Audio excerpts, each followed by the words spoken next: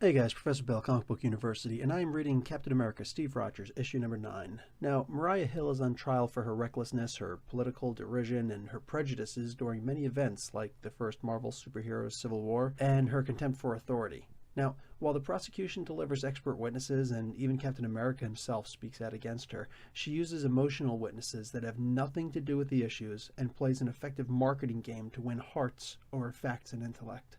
Now, Mariah puts on one of the best closing speeches ever, filled with fear-mongering, promises of a wall to protect the Earth from outsiders and others, and insinuations that her release as director of S.H.I.E.L.D. will result in protests of those world leaders and who voted against her. There's also a great David Bowie line in the speech. Now, Captain America is speaking with an official in Scotland, Minister Dalton, about a cult that he and Union Jack had just defeated, the cult of the Darkhold. Now, there was a creature there that was summoned by the Book of Sins that Cap had to defeat.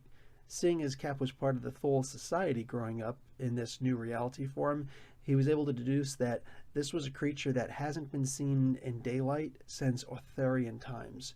But he was awakened by a fracking corporation that this minister has ties to, who had hoped to simply blame the cultists for so that he and the fracking company could get off scot-free. He was corrupt, and Captain America walks away as the minister begs for a chance to explain, but Cap leaves him to the cultists who've broken into the building. Now, back in 1940, the heads of the Thulean school have been watching young Steve Rogers fall over and over, but they can't get over the fact that he just keeps getting up every single time. They've given him a mission that will take him back to the US and a file for Project Rebirth. That's the project that gave him the super soldier serum in the first reality. His target, whatever that means, is Dr. Erskine. Now, guys, I'm going to give this comic an A because this is reinventing Captain America in a way that is very different from what we know, but it's still keeping with all of the basics. So he's smarter than anyone has depicted him in a long time, which is really impressive because, Captain America, a lot of people are like, oh, he's at the physical peak perfection of humankind and actually just a bit above that.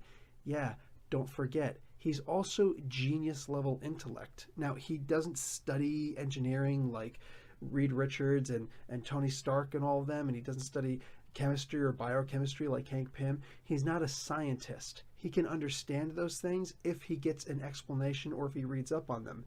But just standard genius. He's no less intelligent than like Doctor Strange or Professor X or anybody like that. But we never get to see that for longer than like a moment or maybe a couple little things, or when it comes to battle strategies. But Cap is a lot more than that. And here we get to see how genius he is. This comic is just amazing. I'm not just talking about this issue. No, all 9 issues. This is some of the best stuff on the market today, guys. Anyway, Professor Bill, Comic Book University. Class dismissed.